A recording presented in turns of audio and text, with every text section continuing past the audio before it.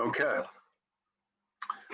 Well, these are the things I'm going to discuss. You know, the general tools that you need in your job search, ways to find your new role. I'll talk about the elevator pitch, which is in today's environment extremely important for your search. We'll talk about different pieces to the elevator pitch. We'll also talk about the resume and what you need on your resume. We'll talk about online presence, which has really, I think, changed a lot of the way we do our searching now, or how people find us. We'll talk about the video interviewing, how important that is today, today's environment, and some of the things you need to consider when you take your video interviewing. And then we'll talk about that famous leveraging overqualifiedness to your advantage. It seems that there's more and more people that have been on interviews and they've been told, well, they're overqualified. So we'll talk about that. All right. These are the tools that you really need to find the perfect job for yourself. Number one, and it's always been this, it's a positive attitude. Everyone on this call will land. You got to really understand that. Everybody lands. It's just a matter of time. This past week, 3 people that I know have landed. One, a pretty close friend of mine, she's been in transition for about a year almost. She's had a lot of no's recently, and I told her the more no's you get, you're going to get closer to the yes. And then on Thursday, she went to a Zoom meeting for the first time to another group. She met an individual on the call. They were chatting a bit through the chat. He asked basically what she did, and she explained that. He then said he has a friend who might need somebody like her. Friend contacted her on Friday morning. They had a Zoom meeting before noontime. By the end of the day, she was hired. So opportunities come real quick, but you have to have a positive attitude, everybody. You need a strategy. You know, I call it, what's your yellow brick road? You know, where do you want to go? You know, where's the position you want? How do you get there? Let's lay out the strategy to do that. Okay.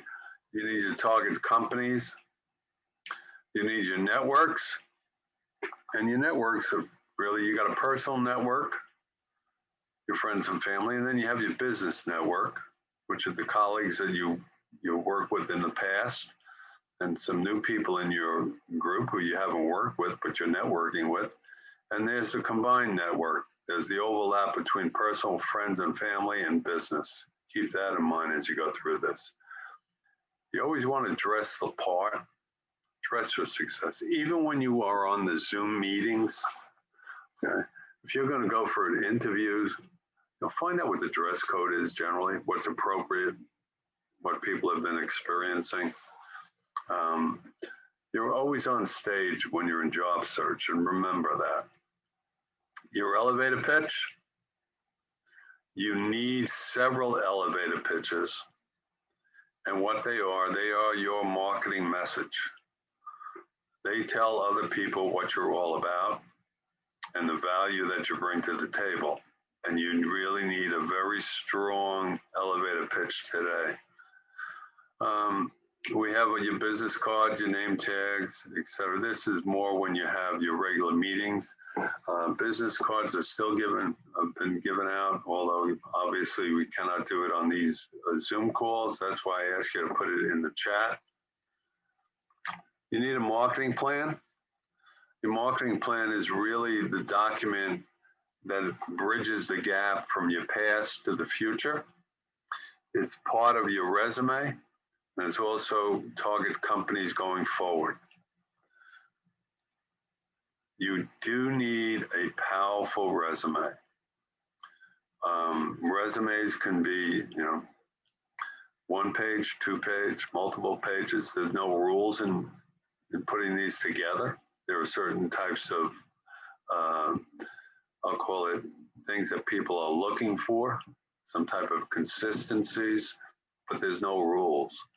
The important thing about resumes, to have a powerful resume, it needs to be tailored to the job specs.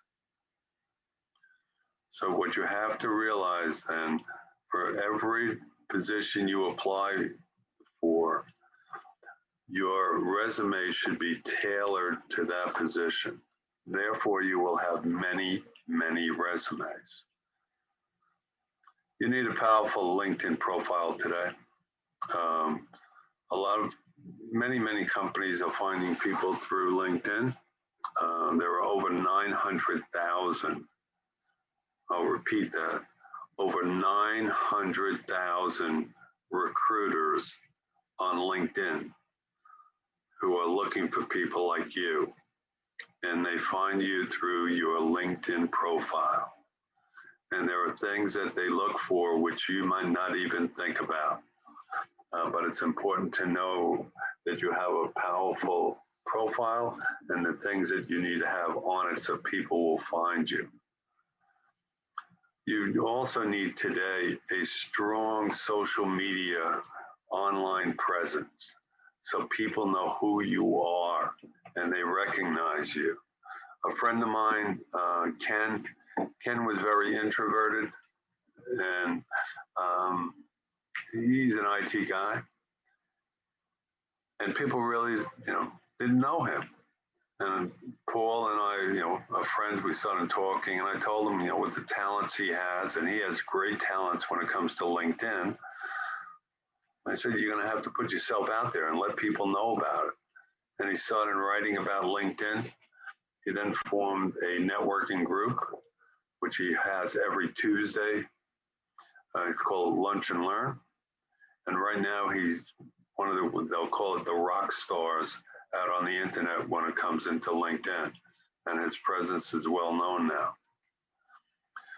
You have to have a way to deal with being overqualified. As I said, many people today on their interviews are being told they're overqualified. And you'll need references, like, that's always there. But in today's environment, the recommendations that you have on your LinkedIn profile are extremely important. And you could say that when people check you out and they want to talk to you, they're looking at your recommendations to start with. So your references really become secondary. It's really your recommendations that attract recruiters to you. And then you'll need your thank you letters and your cover letters. And those really can be set up as templates. But these are the tools that you need in today's environment, okay? How do you find your perfect role? Networking. 45 to 95% of job leads are through networking today. You got recruiters. There are recruiters on LinkedIn who find you. But at the same time, you have recruiters who you will contact. The key about recruiters and using them, you want to make sure you have recruiters who deal in your space or your profession or in your industry. If you're into financial services, then a recruiter, you want to contact a recruiter who a friend of yours recommends, and that recruiter deals in the manufacturing space. That recruiter will be polite to you to start with, but will never have an opportunity for you because that recruiter deals in manufacturing, not in financial services. So you should be dealing with the recruiters who deal in your space, your profession. Also, as I said, the internet, your LinkedIn profile, Indeed, social media, Twitter. There's lots of different internet locations to be at, but you need to be out there. And there's also direct mail.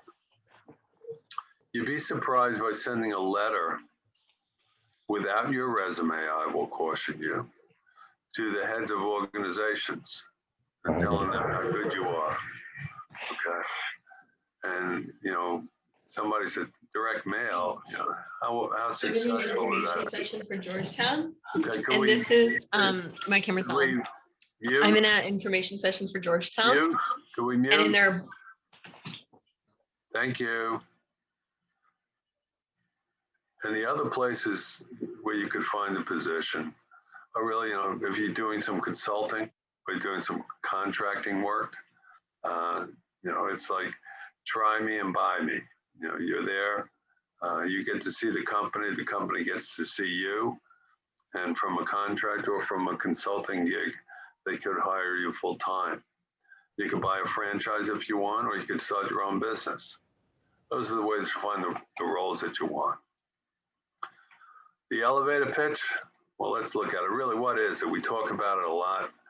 What it is, it's a short, and I'm going to say 15 to 90 second, well-crafted business marketing pitch, telling someone who you are and why they should have you on their team.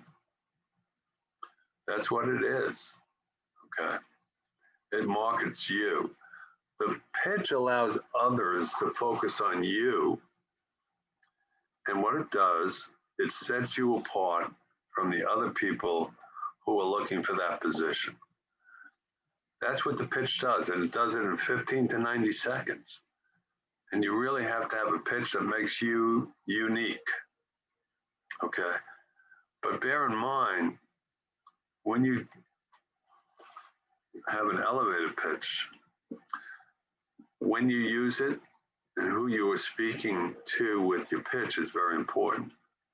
You need at least 6 pitches, 6. And I'll talk about those as we go through. So keep that in mind. It's your commercial and the product is you. And that's what it's all about.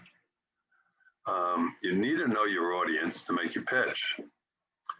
If your audience are technical people, let's say, if you're in IT, you're going to be talking about, the bits and bytes and, databases and everything else using technical language. If it's accounting people like us, generally, you could talk about, 10Ks, 10Qs, S1s, ROI, Fox, SOX, and we'll understand it in your pitch. But if you use that same pitch to non-technical people, they will look at you like deer in the headlights. So you have to have, for the people who are non-technical, you need to have an elevator pitch that's more in general terms that they will understand. Okay? And what you might want to do to test it out, give a pitch to your family. Ask them, do you know what I do? And run it by them and see what they think. And see if they understand what you're telling them. If they don't, and they're not finance people, you're going to have to change your pitch. So think about that. You have to speak the language that the audience is speaking. Okay. At the same time, you want to know when you're talking, you got to try to find out who is the decision maker, because that's the person that's really important in the whole situation. That's the person who's going to be looking at what value you will give to that individual. As I said, you need multiple elevator pitches. And what you have to do, if you can, do research on the people who will be in your audience. And to do that, you want to find something in common. And there's different things. If there's, if you have a small audience who you are going to pitch to, let's say it's an interview, you should know for that interview who you will be speaking with on the interview and what is their role in the hiring process. And how long do you think the interview will take? Once you know the people and their role in the hiring process, do research on these individuals so that when you have discussions with them and you develop your pitch to them, you could put in different phrases and things in common so that they will feel comfortable with you. And that creates a relationship and a likability factor. And that's what you want. In doing this, your marketing message, you have to understand, is what I call the 4 C's and the 3 W's. And this is really what makes up your pitch. And in going through that, the 4 C's indicate, it's going to be a clear message. Okay. It's going to be concise, 15 to 90 seconds, at most 90 seconds. And you're going to say, in 15 seconds, what could I say? Well, you could say a lot in 15 seconds if you practice it and started going over it and over it and over it. And you could see that you could do it in 15 seconds. 90 seconds is a long time. Generally, we're talking about 30, 45 seconds could really get a lot of information. And you want to have a compelling message, why people should hire you, okay? What is your value to them, okay? That's what's really important. And consistency, meaning you're going to basically tell people the same thing time in and time out, whenever you meet them, whoever you're going to speak to, so they know who you are. The 3 W's in your pitch: who you are, what you do, and why people should hire you. So if you take these 7 pieces here, you could develop a really powerful elevator pitch. My name is Marty Latman. What I am, I'm a business problem solver. I help companies raise capital to keep the organization on a sound financial foundation. I have done this time and time again for public accounting, public firms, private firms, and not-for-profit organizations. As a CPA, I've been able to do this in many different areas, and I have helped different organizations increase their bottom line. That's what you have to basically say. Now, you'll notice when it comes to your profession, don't talk about your titles, okay? Titles in different organizations have different meanings. You have different responsibilities. So what you would do is that speak about what you do, your purpose, okay? Okay.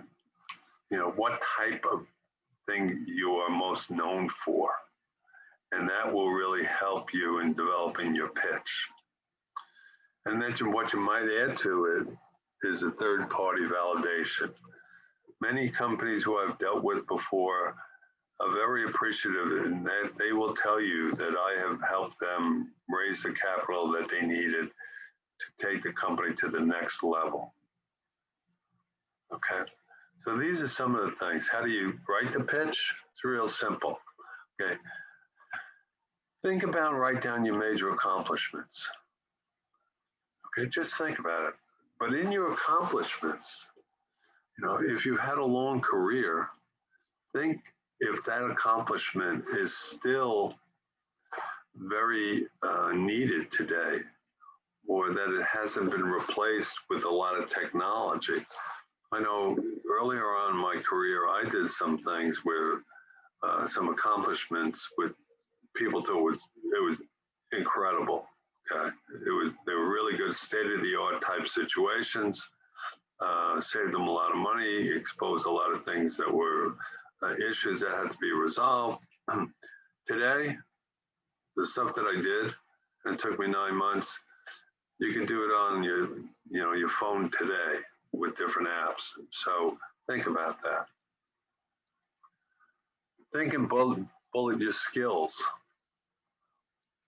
And then what you do, take your accomplishments and your skills and put them in little stories. I'll call them PRVs, under 90 seconds, where you talk about that problem existed at a company,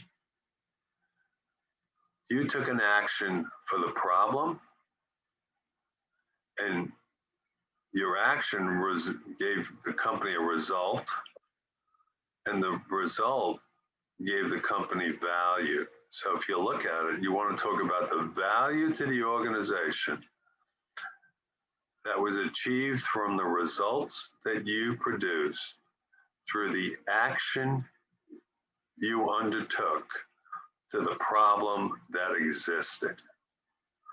You could break it up in different ways. You could talk about the value first, and the result of this action you took to this problem, or you could start with a problem.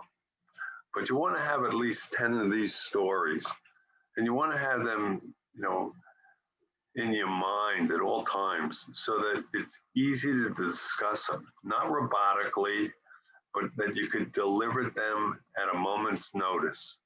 And you could tell other people how you have saved companies money, made them more efficient, did different things to make it a better organization. So you've increased the value at that organization.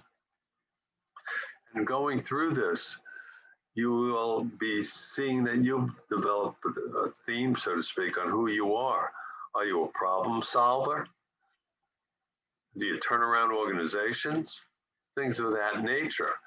And then you could call yourself, I'm a turnaround expert.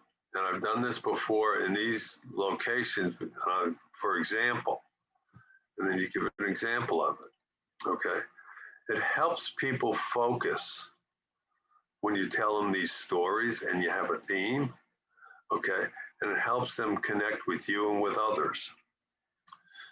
And as you go through this, you started narrowing down these stories where you then make them brief and you make them conversational. And then obviously you do what my friend who used to be the CFO at Carnegie Hall, when I asked him how did he get the position, and he told me he practiced and practiced and practiced. So that's what you have to do once you have your pitch down. The delivery of the pitch, you have to bear in mind, when you are delivering a pitch, this is what happens to the recipient. As you are delivering the pitch, the recipient's mind, 55% of their thought process is on how you look, okay? How you dressed, your physical appearance, how tall you are, things of that nature. 38% of their mind is listening to the tone you have to say. Are you speaking in confidence? Okay. Are you dynamic on how you discuss things? Okay. So they look at the tone, but only 7% of their thought process initially, when you're giving a pitch, is on what you actually say. So keep that in mind. Once again, you want to keep it short, 15 to 90 seconds in length. Speak slowly. Don't rush it. Okay. It comes out in practice. You want to create a cadence as you start in discussing your pitch. Okay. Let it be natural, effortless, not, robotically. Many times when I'm on these calls and I'm at meetings and people are giving their elevator pitch, it's like somebody was wound up and they have to then say who they are as a robot. Get over that. Just make it natural. Okay. But you really have to be confident in what you say and say it with a passion. Okay. People look for that. And it really is meaningful when they see how passionate you are about a certain type of item that you're talking about. Okay. If you're in a group, what you want to do is what I call it the 5-second hold. Look at one person for about 5 seconds and just speak to that person and then move to another person and speak to that person directly for 5 seconds, and then move to another person for 5 seconds. What happens every time you move, when you spend at least 5 seconds with an individual, you capture the rest of the audience to follow you, and they follow you with your pitch, and it's as if you were speaking to everyone, no matter where you are in your discussion and who you are looking at. Don't be what I call the oscillating fan, where all of a sudden you just talk like this and keep on going back and forth with your pitch. You don't want to do that, because when you do something like that, you're not engaging the audience. So have your 5 second hold, everybody. And once again, use your hands, gesture with them. Even in these Zoom meetings now, you could use your hands, okay? When you want physical meetings, also use your hands, start, and keep them waist high and talk with your hands. It means a lot. But once again, you want to practice this, and you want to practice it and get it down pat. This is really important, everybody. The elevator pitch today, it's the first impression you make on an individual, and you only get one time to give a first impression. So you want to make sure it's a good one, okay? Creating a powerful resume, what you want to do, okay? Today, if you look at most resumes, most of them that I've looked at, and you might want to look at yours too, is it really a resume, or is it just a job description of your prior job? Okay. Just look at it. What you want to do, you want to show a resume where you are increasing value to the organizations that you've worked with before. You want to show your skills and the experience that you have that really matches the job spec, right?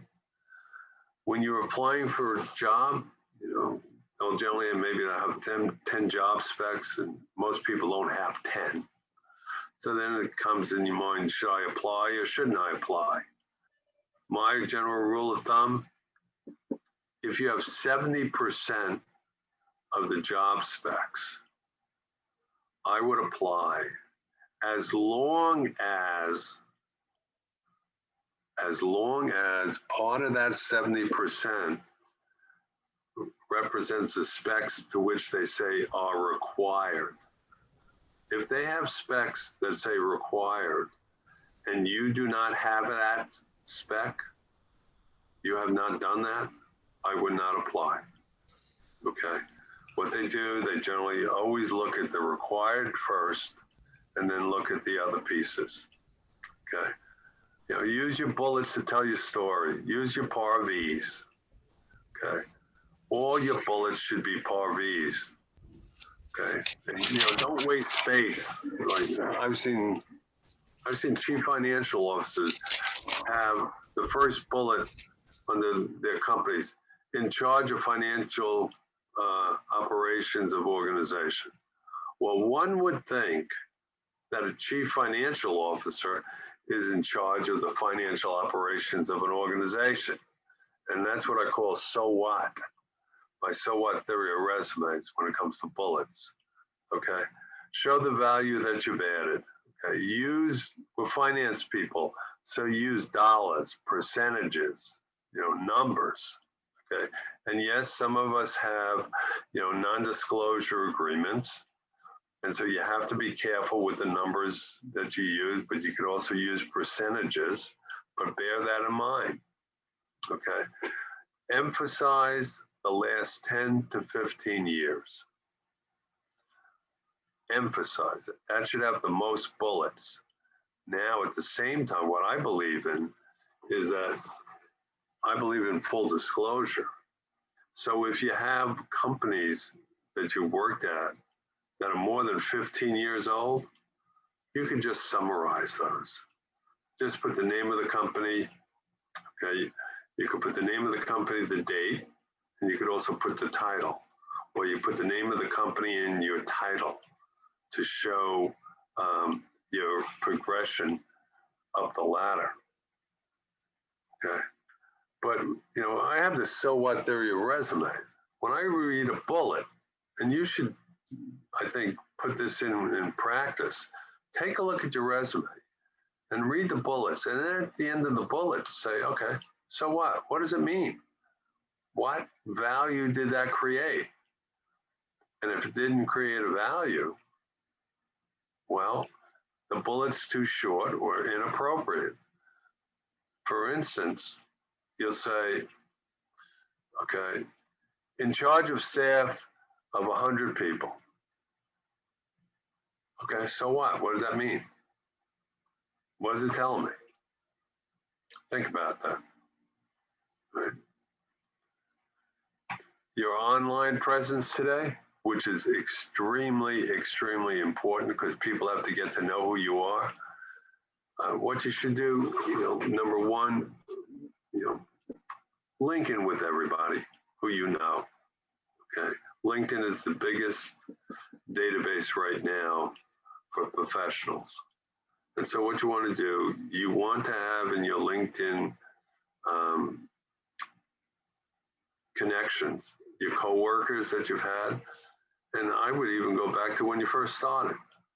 Your classmates, your coworkers, former coworkers, your friends, your family, and look for what I call people of influence.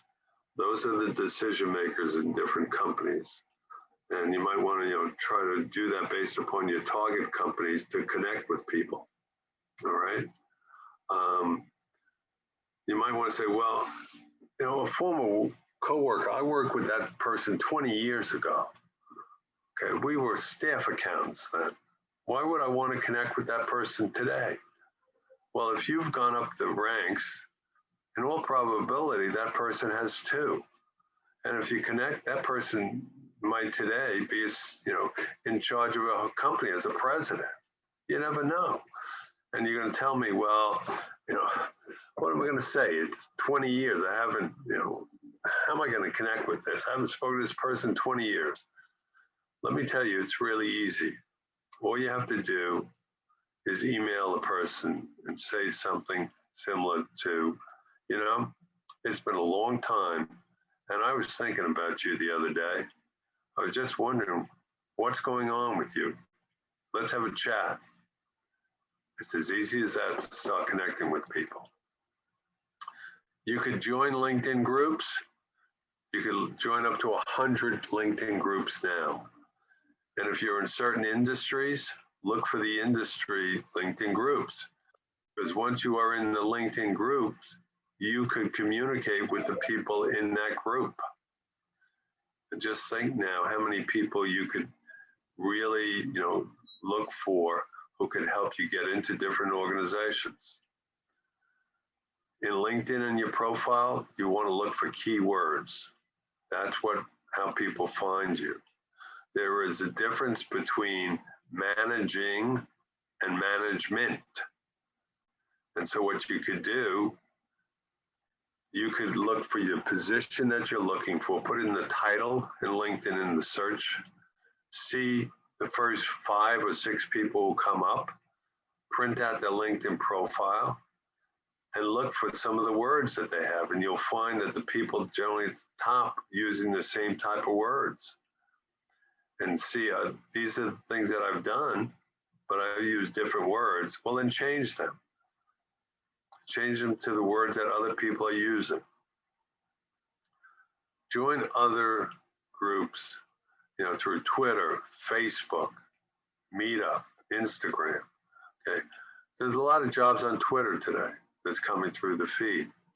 And Facebook, so you have Facebook, and you could have a business page on Facebook.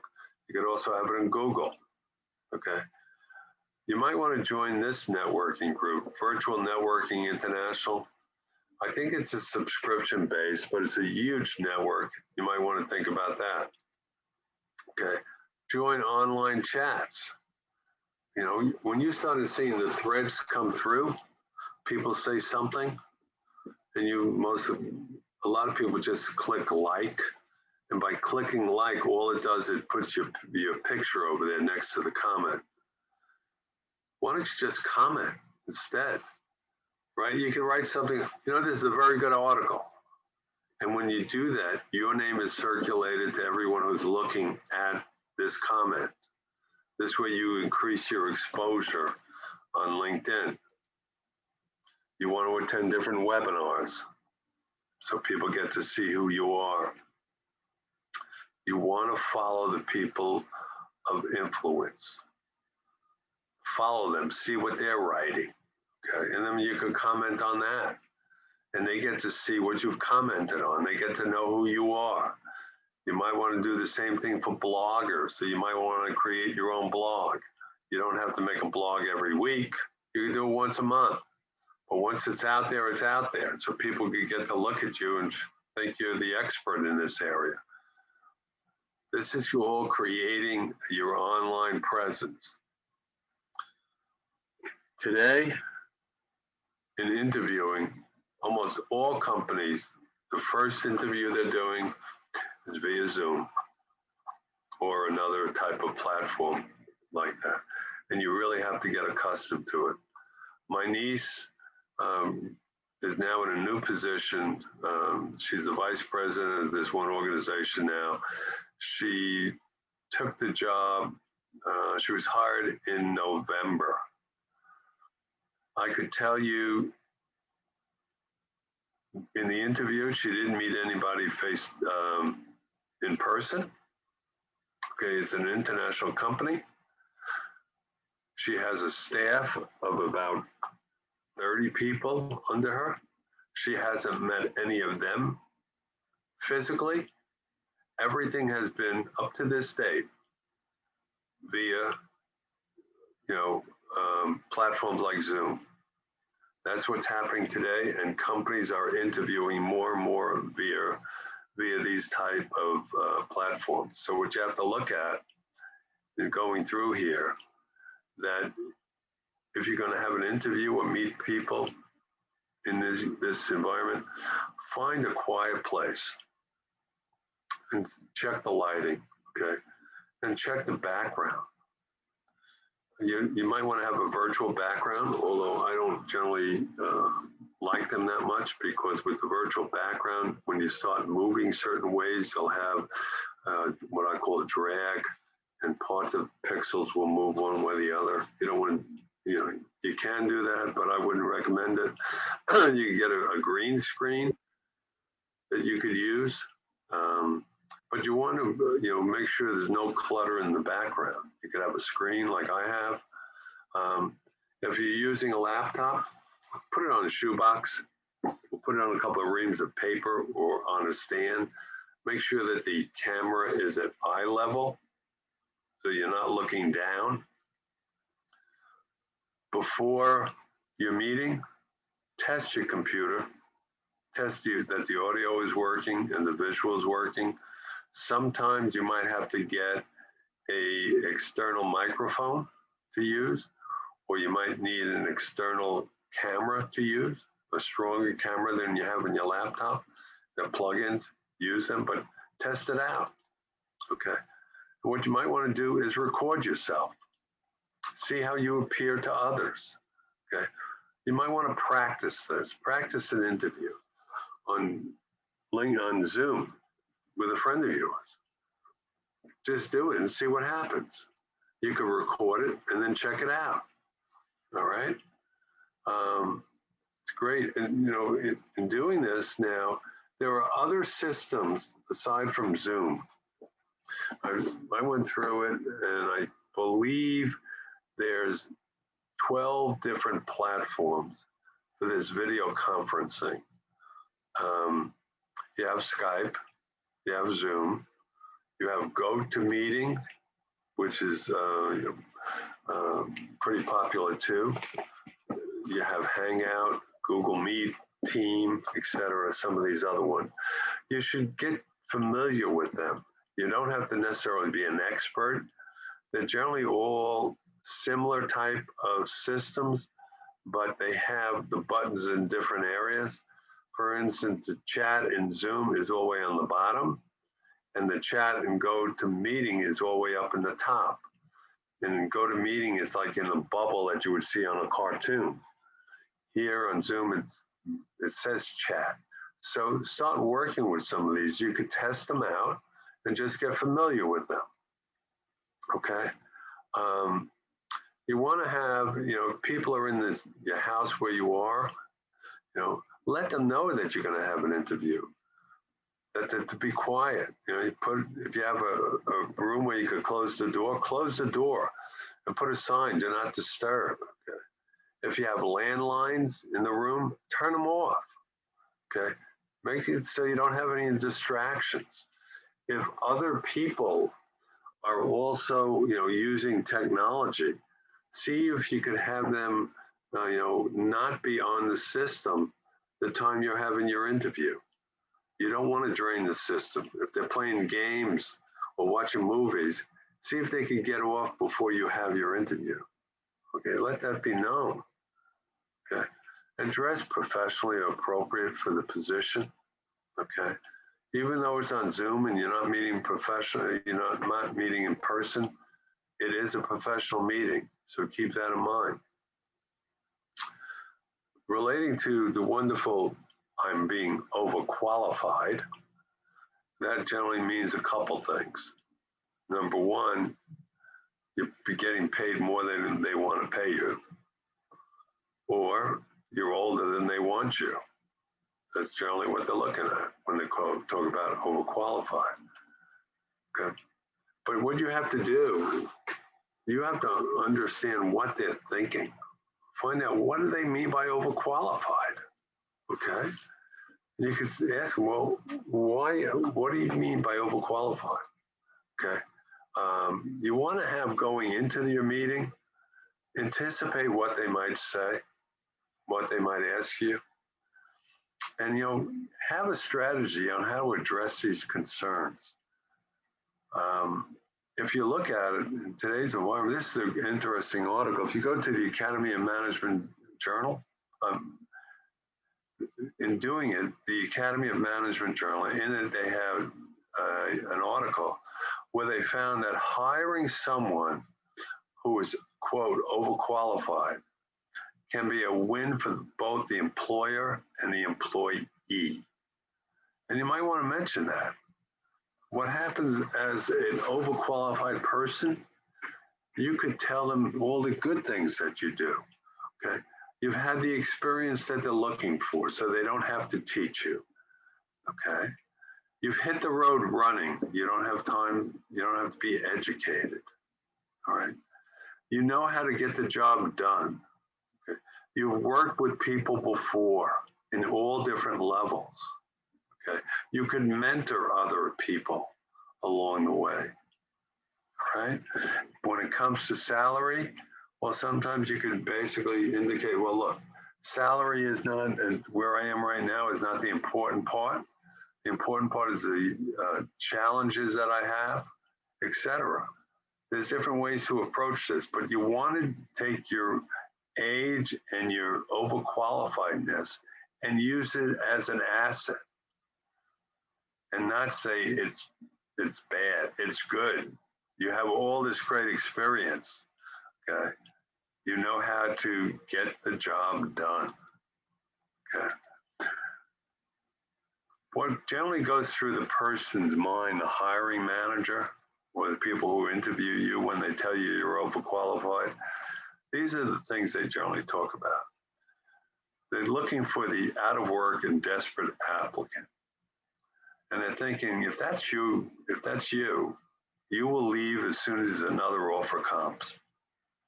And you want to let them know when you develop a strategy that you're really loyal and you really want to work at this company. Okay, you've studied this company for a while and you see the challenges and you like what you're hearing and this is the place you want to stay. There's also the no growth applicant. This is the person who hasn't been promoted in a while and they look at it and they say, well, we're going to hire somebody who's overqualified and we won't be able to promote them. Well, you might want to attack it a different way, that you're looking for different challenges. Okay? You're not looking necessarily for the promotion up the ranks. You've been there, done that before. what you're looking for is to help other people reach the pinnacle of the company. There's the cocky applicant. This one, you really, they think of you that you've done it all and will not take direction from others. And you have to indicate, that you're willing to work for, people who will give you the direction, even though the person may be younger. They're in charge and they can help you direct you in the way they want to go. You are here to support that individual. And then we always have the way too expensive applicant. Well, this is where you want to look at the position and, downplay the salary piece of it. You want to look, there's other benefits you could, negotiate, et cetera, but you're really in for the challenges. And then there's the been there, done that applicant that you're going to be bored, okay? And you can tell them that you're really excited, you want to get back into the workforce, you've been bored by not working or whatever it is, okay? You're looking for the challenges that excites you. So think about these as you go through it. So if you hear the word overqualified, okay, you could really, look at it and say, no, I'm not really overqualified. As my friend Abby Kohut generally says, okay, when you're overqualified, I'm not overqualified, I'm absolutely qualified for this position. And in looking at it, you develop a three-part strategy to compensate for overqualified moniker that they might give you. And these are the three parts. I call them the SIN approach. You want in your job search correspondence, when you're writing letters, okay, you could indicate in your letters that you're highly experienced and really looking for different challenges. Okay, that's your C, your correspondence. The I is for the interview strategy. And this comes to your enthusiasm during your interview, how you talk about your skill set and your accomplishments and your technology proneness. You want to really be able to tell them that you're up to date in technology. And in doing that, some things you might want to do, you might want to bring in with you a tablet to take notes. You might want to wear a Fitbit or something of that nature, or if you can, an Apple Watch, whatever, And then you have your networking, okay, strategy, where you're working, where your referrals or your references could talk to people who, are the people of influence about you. And they're the ones who could really, say, what a great job that you've done before, and that they know that you could continue to do these things. Okay, and you're looking for the opportunities. So these are the different pieces to handle the overqualified piece. Okay, but at the same time, when you go through this, if you go for your interview, you want to know that this is a place where you want to be happy. And if they keep on harping on a situation of your age or that, you're overqualified, well, maybe this isn't a place you want to work because the notions of the perceptions that they have of you, they're not willing to change. Okay. Focus on your skills and your accomplishments. Make salary a non-factor. A non-factor. Okay. Emphasize your teamwork and your personality, your interest and your enthusiasm, your current technology knowledge, okay? Demonstrate your loyalty that you've had. And, talk about the advantages of hiring someone like yourself. That, you've increased company value elsewhere, and you'll be more than happy to do that in your new role. You don't have to be trained. You know all these things. You know how to get the job done. You work very efficiently. You can mentor. There's limited benefits that they have to pay you sometimes. Okay, and you bring new ideas to the table because you've been in different environments. Okay, but during this whole thing, be humble about it. Okay, you want to learn more and you want to help others, but work your network to help you. That is the most important part that you could use to offset being considered overqualified. And just to wrap this up, everyone, there's 4 ways to find a job position. There's networking, there's recruiters, there's social media, the internet, and direct mail. Those are the 4 ways. Your elevator pitch is really, really important. And it's, you. It's a marketing message about you. You are the brand. Okay, your elevator pitches, you need to direct to the audiences. It's the 4 C's and the 3 W's. Who you are, what you do, and what you value. You want to make it clear, concise, consistent, and compelling. Write down your pitch, practice it, refine it, practice it, okay? Pitch delivery is really, really important today. Have a powerful resume. Really, really work on your online presence. Get your name out there, okay? Practice your virtual interviewing now. It's really important to do that, okay? And change the perception of being overqualified. That's really important because you are absolutely qualified. And use the SIN strategy that I talk about. It'll get you what you want and you will land. Everyone lands. Things to remember when you go through this, being in transition is your permanent job, everybody.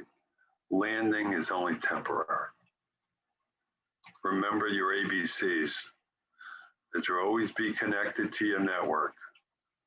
Let them know what's going on. Keep them close to you, okay? Write to them, out of sight, out of mind, and keep on connecting to new people. It's really important to work it. Always be positive and be prepared, ABP. Be prepared because you never know when the opportunity will pop up. But you have to be positive. Otherwise, people will not talk with you. They'll stay away from you. And remember, the actions you take are really, it depends upon the circumstances that are in front of you, that currently exist. So your strategies can be changed. There's no rules in networking, everybody. No rules on how to find a job. Think out of the box. Think of creative ways to do this. You are unique. This is my contact information. Once again, my cell number, that's my email, that's my website. What we can do is that I'll send out these slides to everyone, probably tomorrow. And we'll send out the list of the people who are here today. Now, I've covered a lot, and I've covered pretty quickly. First of all, before we get into it, I just want to wish Jim a happy birthday again. Yesterday was Jim's birthday. Happy birthday, Jim. Hopefully you had a good day. Does anybody have any questions? Matt, Marty. Ask Matt, he'll answer it for you. Yeah, Claire had this question. If you're using the job boards like Indeed or Ladders, should you load your resume on their website, or should you be controlling where you send your resume? You should always be controlling where you send your resume. Okay, always be controlling it. The issue is what you can do. Ladders. The question is on the leads on Ladders, how current really are they? Okay. Historically, he's always been behind the times when it came to leads. What you can do, answer the leads at the time that you see the lead. But Okay. I don't, try not to post the resume. Okay, thanks. Oh, no problem. Next. Okay, on maximizing the value of networking conversations with the focus of appearance, with the focus on appearance, does this mean that we should push where possible to have these conversations as video-based? Or are there benefits with phone-based conversations? That's a great question. Okay. Let me put it in my experience. I rarely today, it's rare that I have a telephone conversation. Almost all my conversations are via Zoom or Skype or GoToMeeting. I do that for a number of reasons. It's always great to see somebody, see what they look like, see what their expressions are. At the same time, it enables me to keep on using this technology and see what other changes the technology has. You know, Zoom, a lot of people have been on Zoom now for a while, but think about it. You know, in January 2019, how many of you ever heard of the word Zoom, okay, as a platform?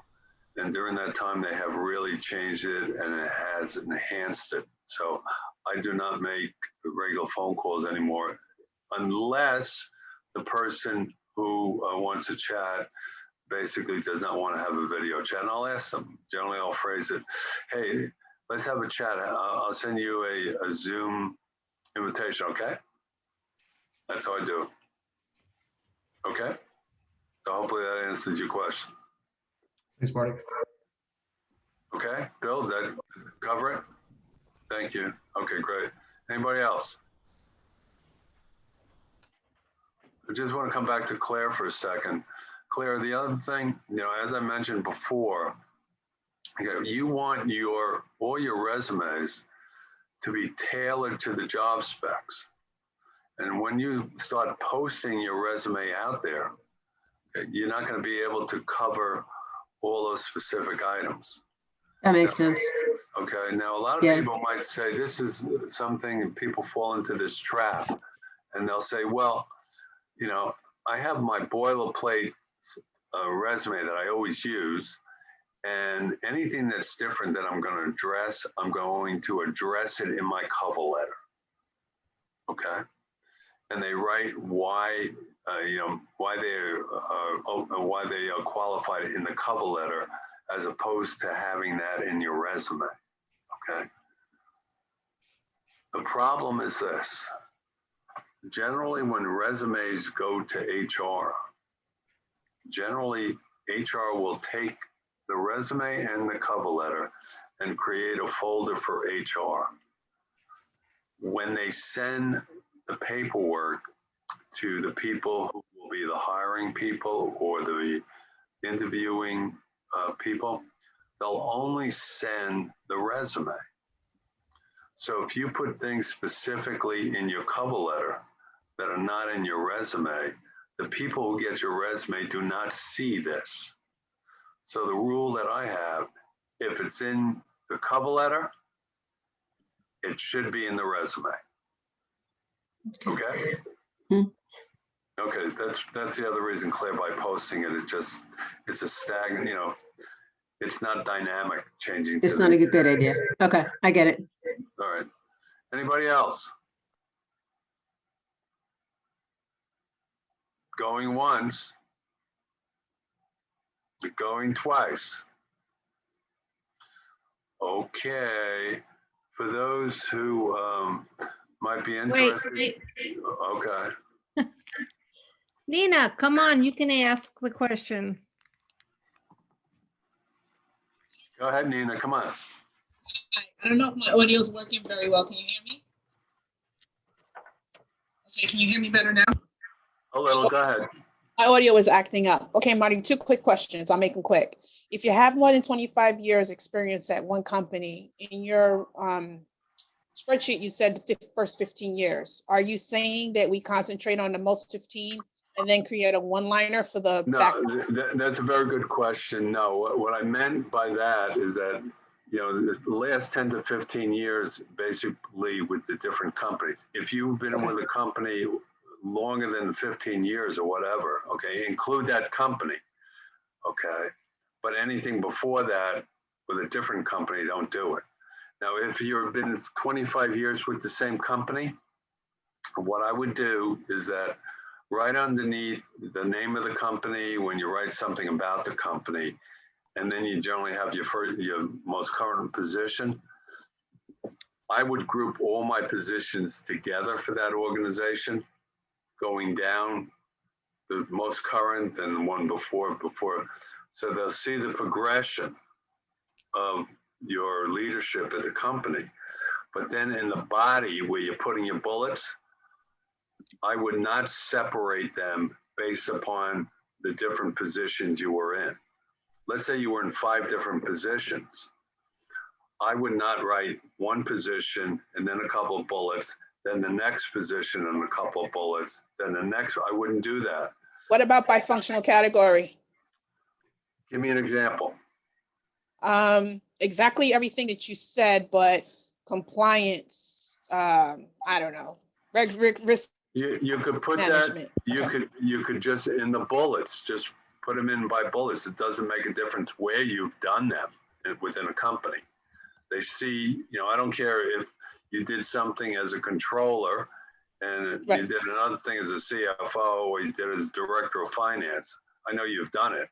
Show me what you've done and then keep the titles separate, okay?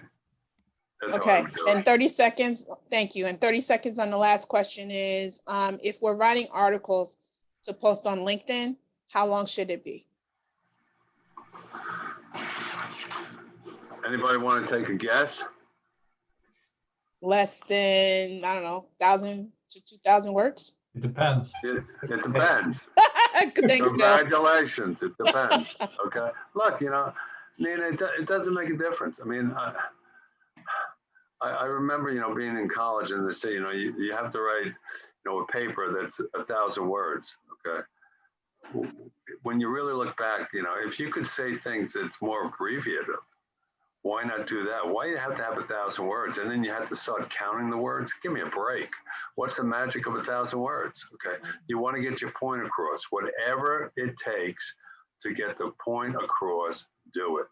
And I would have to say in today's environment, okay, the shorter your message time-wise, okay, or the more succinct it is, it's accepted a lot better. You don't have to read on and on and on. People have short attention spans today, and they just want to get to the heart of it and move on. Okay? Thank you. You're welcome. Anybody else?